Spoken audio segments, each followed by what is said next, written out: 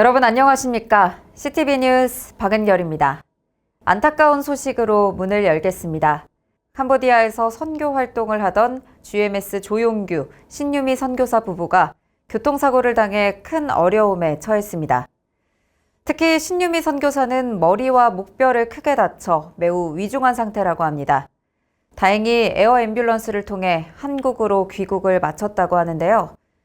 의료진을 통해 조속한 치료와 회복이 가능하도록 기도와 응원을 부탁드리겠습니다. 신유미 선교사의 쾌유를 소망하며 4월 첫 CTV 뉴스 시작하겠습니다.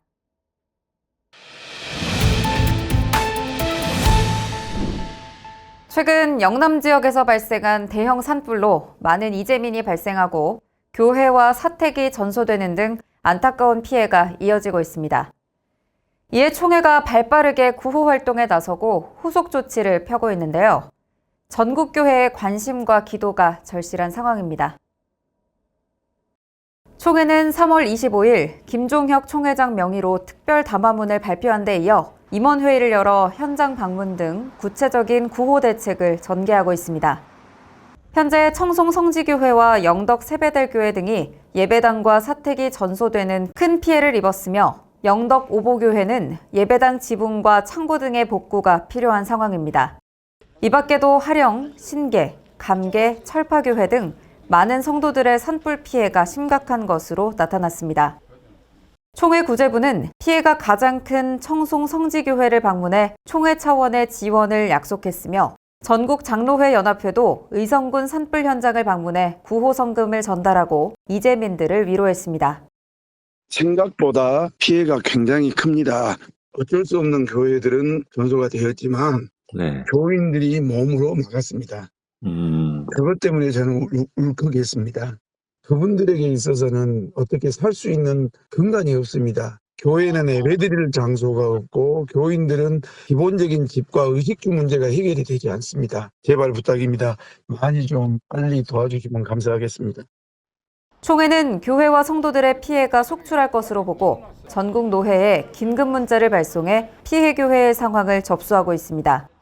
또한 피해 복구를 위한 위로금 모금을 4월 한 달간 진행합니다.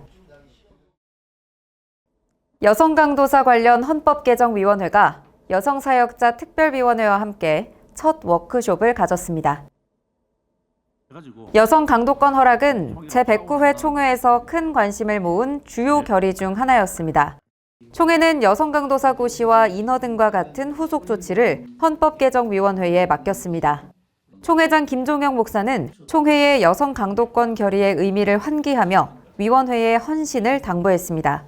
신대원을 졸업할 때 1등에서 5등 또는 1등에서 7등까지가 다 여성들이 좋은 그런 인재들이 그중에 몇몇 분은 이제 타교단으로 또 가시기도 하는데 여성 강도사가 제도가 정착이 되어지면 부교육자 수급에 상당한 도움이 되지 않겠나. 이번 회기 동안 헌법개정위원회는 관련 헌법 조항을 개정해 제110회 총회에 보고해야 합니다. 여성 강도권의 완성이 위원회의 어깨에 놓인 형국입니다. 이에 헌법개정위원회는 여성사역자 특별위원회와 함께 특강과 워크숍 등으로 함께 수기의 시간을 가졌습니다.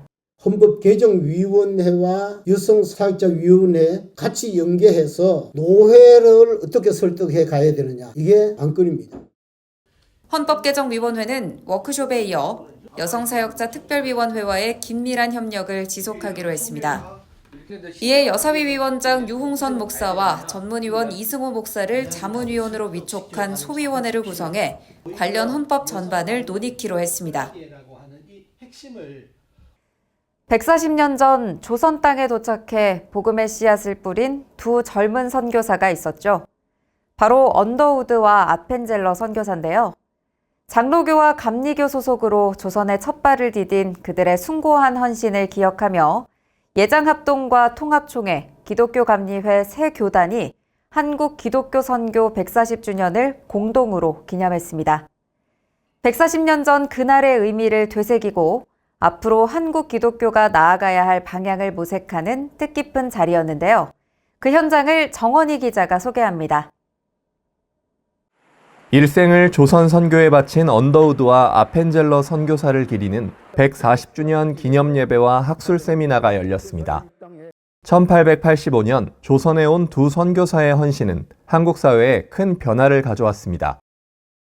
그들이 뿌린 복음의 씨앗은 한국교회의 굳건한 토대가 됐고 교육과 의료, 사회봉사 등 다양한 분야에서 긍정적인 영향을 미쳤습니다. 한국선교 140주년 기념대회는 그들의 헌신을 기억하고 한국을 향한 하나님의 은혜를 감사하며 찬양하는 시간이었습니다. 아펜젤러 선교사나 언더우드 선교사 모두가 편안하게 살면 살 수 있던 사람입니다. 자신의 기득권과 더불어 편안함을 포기하고 자신을 새롭게 한 이 복음을 전하기 위해서 알려지지 않는 미지의 작은 반도 조선 땅에 처음으로 발을 디딘 겁니다. 저들이 조선 땅에 와서 한 일은 다름이 아니라 하나님 나라의 복음을 전파하는 일이었습니다. 기념 예배엔 대한예수교 장로의 합동과 통합, 기독교 대한감리회의 총회 임원을 비롯해 교역자와 평신도 등 성도 1000여 명이 함께한 가운데 진행됐습니다. 특별히 언더우드와 아펜젤러 선교사의 후손들도 참석해 그 의미를 더했습니다. 이렇게 그 선교 활동에 와가지고 140주년 뜻깊은 행사가 이루어져서 축하 말씀드립니다. 그런데 일이 끝난 건 아닙니다. 지금부터 앞으로 140년 더 열심히로 뛰기 부탁드립니다. 학술 세미나에선 선교, 교육, 사회봉사를 주제로 한국 개신교가 우리 사회에 끼친 영향을 조명했습니다. 참석자들은 선배들의 신앙 유산을 계승하고 한국교회의 사회적 신뢰 회복과 다음 세대 성장을 위해 노력할 것을 다짐했습니다. 이처럼 기념행사는 과거의 숭고한 헌신을 되새기고 미래를 향한 새로운 다짐을 갖는 뜻깊은 자리가 됐습니다. 한편 예장합동과 통합, 기감교단장들은 선교 140주년 기념행사에 앞서 윤석열 대통령 탄핵심판 선고에 대한 공동 입장을 발표해 눈길을 모았습니다. 교단장들은 헌법재판소의 탄핵심판 결과를 겸허히 수용하고 이젠 포용과 화합을 향해 나아가야 한다며 역사의 주관자이신 하나님께서 대한민국을 보호하시고 국민들에게 평화와 자유의 은총을 내려주시길 간구한다고 밝혔습니다. CCTV 뉴스 정원입니다. 총회장 김종혁 목사의 공약 중 하나로 지난 1월 출범한 총회 미래교육원이 첫 행사를 가졌습니다. 초대 원장의 취지대로 미래교육원의 첫 행보는 주일학교 활성화에 있었습니다. 총회 미래교육원이 개최한 영끌사역 세미나는 정부의 늘봄학교를 지역교회와 연계하는 방안을 소개하는 시간이었습니다. 미래교육원은 방과 후 학생을 돌보는 늘봄학교를 종교시설에서도 운영할 수 있도록 관련 규정이 변경됐다고 밝혔습니다.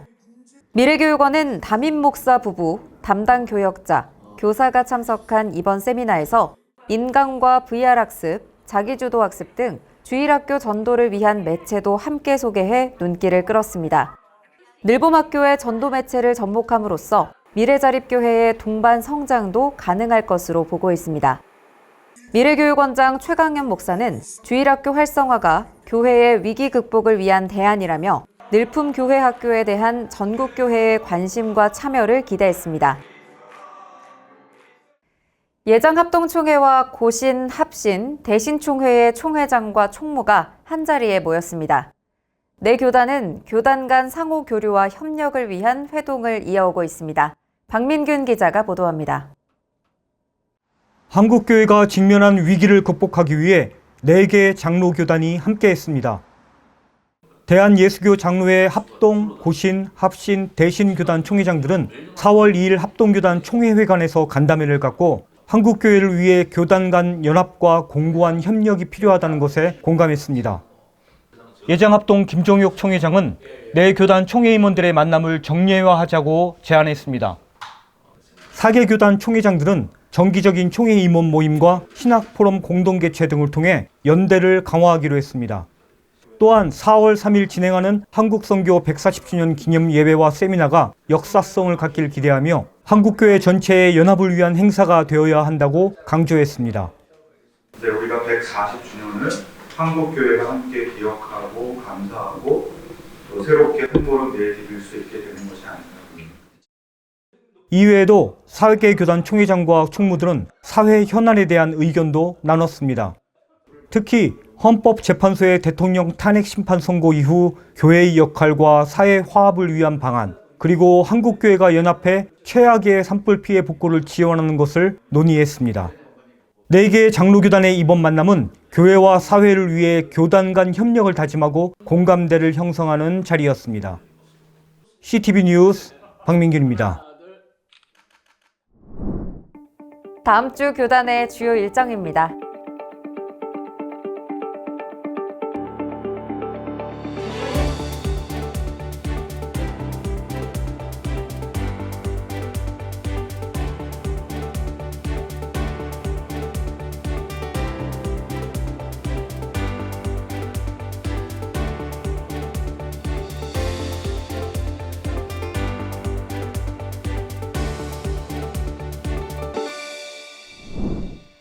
오직 정의를 물같이, 공의를 마르지 않는 강같이 흐르게 할지어다.